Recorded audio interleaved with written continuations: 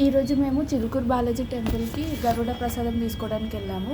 మేము almost 5 o'clock అట్లా start అయ్యాము. అక్కడ రీచ్ అయ్యే వరకు 7 అట్లా అయింది.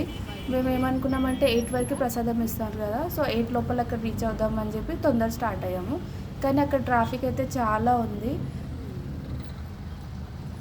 ఇక్కడ మీరు వీడియోలో చూస్తే ఆల్మోస్ట్ అందరు కపుల్సే వచ్చారు.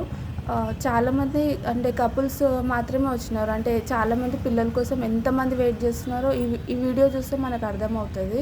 ఎందుకంటే ఆల్మోస్ట్ అందరూ బైక్ పైన అంత కష్టపడి అంత దూరం నుండి వచ్చినారు.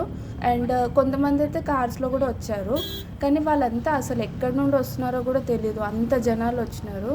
నేను నార్మల్గా వస్తారేమో అంటే మనం యాదగిరిగుట్ట అట్లా వెళ్తే ఎట్లుంటారు ట్రాఫిక్ కానీ లైక్ పబ్లిక్ కానీ అట్లా వస్తారు అనుకున్నాను నార్మల్గా. కానీ దానికి మించి అసలు ఇక్కడ మొత్తం ఆటోస్ కార్స్ అన్ని వెహికల్స్ స్ట్రక్ అయిపోయినాయి ఆల్మోస్ట్. ఇంకా వెళ్ళడానికి ఛాన్స్ లేదు. వాళ్ళు అన్నారు ఇంకా వేరే వాళ్ళు అటు నుండి అంటే ఎవరైతే దర్శనం చేసుకొని వస్తున్నారో వాళ్ళని అడిగినాము ఇక్కడ నుండి ఎంత అంటే వాళ్ళు ఆల్మోస్ట్ 4 kilometers అట్లా ఉంటుంది, దిగి నడిచి వెళ్ళండి బెటర్ అని చెప్పారు. ఇదేంటి అని చెప్పి మళ్ళీ వేరే వాళ్ళని అడిగితే వాళ్ళు ఇట్లా షార్ట్కట్ రూట్ ఉంది అట్లా వెళ్ళండి అని చెప్తే అది కట్ట రూట్ అంట అది. సో ఆ కట్ట రూట్ నుండి ఆల్మోస్ట్ 3 kilometers నడిచినాము. సో ఆల్మోస్ట్ అట్లా నడుచుకుంటూ అక్కడి వరకు వచ్చినాము, రీచ్ అయితే అయినాము. ఇక్కడ స్టార్ట్ అయింది క్రౌడ్ చూడండి, అసలు చాలా అంటే చాలా పబ్లిక్ వచ్చినారు. ఇక్కడ అందరం కూర్చున్నాము. అయితే నేను ఏమనుకున్నా అంటే ఇక్కడ ప్రసాదం ఇక్కడ తెచ్చిస్తారేమో అట్లా అనుకున్నాము. ఆల్మోస్ట్ అందరు అట్లనే అనుకొని కూర్చున్నారు.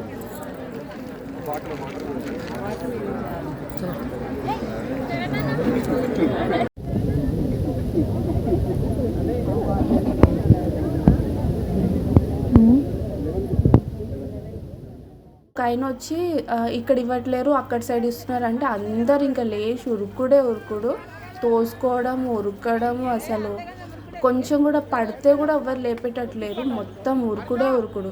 ఇంకా క్రౌడ్తోనే ఆ టెంపుల్ సరౌండింగ్స్ వరకు వెళ్ళినాం. అట్లనే అదే క్రౌడ్లో మొత్తం తోసుడు. ఇంకా మనం నడవనవసరం లేదు, వాళ్ళు తోస్తే మనం ముందుకు వెళ్ళిపోవడమే.